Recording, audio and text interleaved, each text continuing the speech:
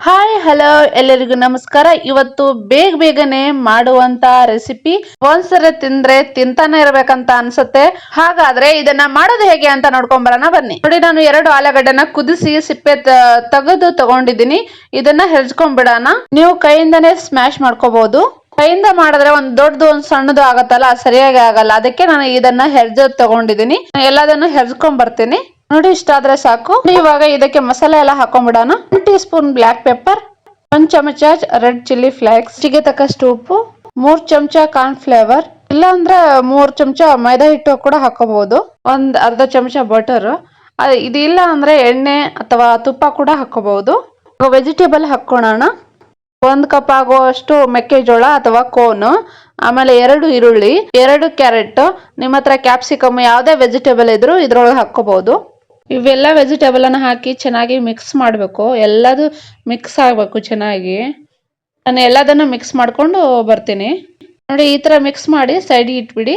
ನೋಡಿ, ಇವಾಗ ನಾನು ದೋಸೆ ತವಾ ತಗೊಂಡಿದ್ದೀನಿ. ನೀವು ಪ್ಯಾನ್ ಕೂಡ ತಗೋಬಹುದು.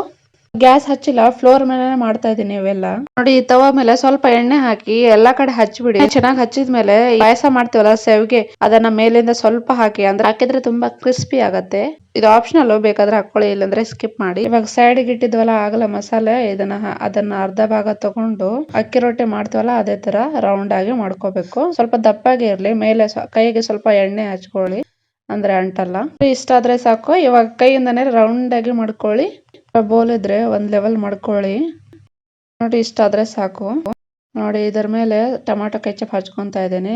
ಇದರ ಮೇಲೆ ಚೀಸ್ ಹಾಕೊಂಡ್ರೆ ಇನ್ನು ತುಂಬಾ ಟೇಸ್ಟ್ ಆಗತ್ತೆ. ನಾನು ಸಿಂಪಲ್ ಆಗಿ ಮಾಡ್ತಾ ಇದ್ದೀನಿ. ನೀವು ಇಷ್ಟು ದೊಡ್ಡದು ಮಾಡ್ಬೇಕಂತ ಏನೂ ಇಲ್ಲ. ನೀವು ಸಣ್ಣ ಸಣ್ಣ ಕೂಡ ಮಾಡ್ಕೋಬಹುದು.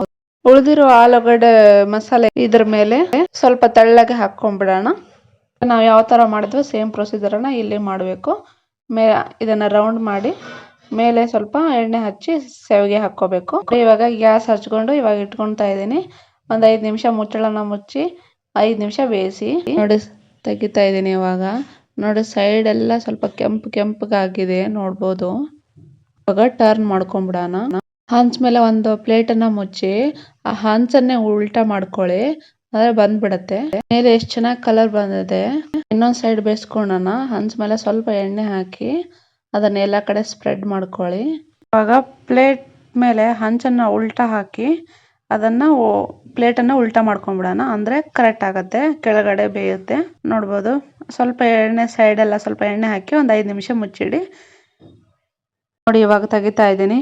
ವಾವ್, ಎಷ್ಟು ಚೆನ್ನಾಗಿ ಬಂದಿದೆ ಅಲ್ಲ. ಒಂದ್ಸರಿ ಟ್ರೈ ಮಾಡಿ, ಹೇಗಾಯ್ತು ಅಂತ ಕಮೆಂಟ್ ಮೂಲಕ ತಿಳಿಸಿ. ಇದೇ ತರ ಇನ್ನೊಂದು ಮಾಡಿ ತೋರಿಸ್ತೀನಿ ನೋಡಿ. ಇವಾಗ ಹಂಚ ಮೇಲೆ ಎಣ್ಣೆ ಹಚ್ಕೊಂತಾ ಇದ್ದೀನಿ. ಅದರ ಮೇಲೆ ಸೇವಿಗೆ ಹಾಕೊಂತಾ ಇದ್ದೀನಿ. ಇದ್ರ ಮೇಲೆ ಆಲೂಗಡ್ಡೆ ಮಸಾಲೆ ಹಾಕಿ ನಿಮಗೆ ಎಷ್ಟು ಬೇಕೋ ಅಷ್ಟು ದೊಡ್ಡದು ಮಾಡ್ಕೊಳ್ಳಿ. ನಾನು ಎಷ್ಟು ಸಣ್ಣದ್ ಮಾಡ್ಕೊಂತಾ ಇದ್ದೀನಿ. ಆಮೇಲೆ ಬೋಲ್ ತಗೊಂಡು ಎಲ್ಲಾ ಕಡೆ ಸ್ವಲ್ಪ ಒಂದ್ ಲೆವೆಲ್ ಮಾಡ್ಕೊಳ್ಳಿ. ಮೇಲೆ ಸ್ವಲ್ಪ ಎಣ್ಣೆ ಹಚ್ಚಿ ಸೇವಿಗೆ ಹಾಕಿ ಗ್ಯಾಸ್ ಹಚ್ಚಿಲ್ಲ. ಈ ತರ ರೆಡಿ ಮಾಡಿ ಇಟ್ಕೊಳ್ಳಿ. ಹೊಟ್ಟಿ ತರ ತಟ್ಟೋದಾದ್ಮೇಲೆ ಗ್ಯಾಸ್ ಹಚ್ಚಿ ಆಮೇಲೆ 2 ಕಡೆ 5-5 ನಿಮಿಷ ಬೇಯಿಸ್ಕೊಳ್ಳಿ. ಒಂದ್ ಕಡೆ ಬೆಂದ್ಮೇಲೆ ಇನ್ನೊಂದ್ ಕಡೆ ಟರ್ನ್ ಮಾಡ್ಕೊಳ್ಳಿ. ಆಮೇಲೆ ಇನ್ನೊಂದ್ ಕಡೆನೂ ಅದೇ ತರ ಬೇಯಿಸ್ಕೊಳ್ಳಿ. ನೋಡಿ ಯಾವ ತರ ಬಂದಿದೆ ಅಂತ. ಒಂದ್ಸರಿ ಟ್ರೈ ಮಾಡಿ, ಹೇಗಾಯ್ತು ಅಂತ ಕಮೆಂಟ್ ಮೂಲಕ ತಿಳಿಸಿ. Thank you for watching my video.